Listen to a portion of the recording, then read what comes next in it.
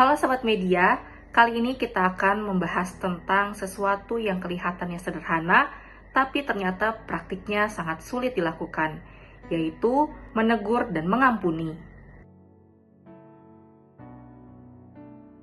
Jikalau saudaramu berbuat dosa, tegurlah dia, dan jikalau ia menyesal, ampunilah dia. Bahkan jikalau ia berbuat dosa terhadap engkau 7 kali sehari, dan 7 kali ia kembali kepadamu, dan berkata, "Aku menyesal," engkau harus mengampuni dia. Mengapa menegur itu penting? Karena kita harus bertanggung jawab sebagai saudara seiman. Kalau misalnya kita melihat seseorang yang jatuh dalam kesalahan lalu kita diam saja, itu sama saja kita membiarkan dia untuk semakin jauh dari Tuhan.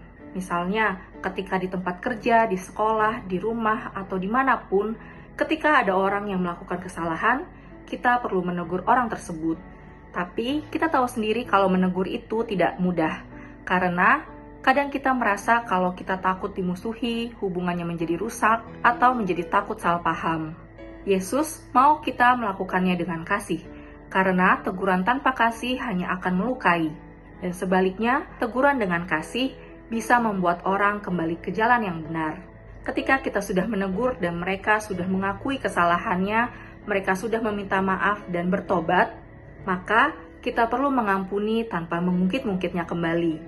Bahkan, kalau sampai 7 kali sehari orang itu membuat kesalahan, kita diajarkan untuk selalu mengampuni.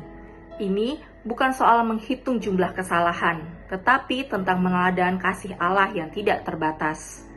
Kita tahu mengampuni itu berat, apalagi kalau kita terlalu sering disakiti. Justru di sini kita belajar untuk meneladani hati Allah yang sabar, penuh kasih, dan selalu siap menerima pertobatan kita. Mari kita belajar untuk menegur dengan kasih, bukan untuk menjatuhkan, tapi untuk menolong. Dan mari kita buka hati untuk selalu mengampuni, walaupun rasanya sangat sulit. Karena dengan begitu, kita bisa melatih hati kita agar semakin serupa dengan hati Kristus. Jadi, siapa yang hari ini kita perlu tegur dengan kasih? Selamat merenungkan, melakukan, dan membagikan firman Tuhan. Tuhan Yesus memberkati.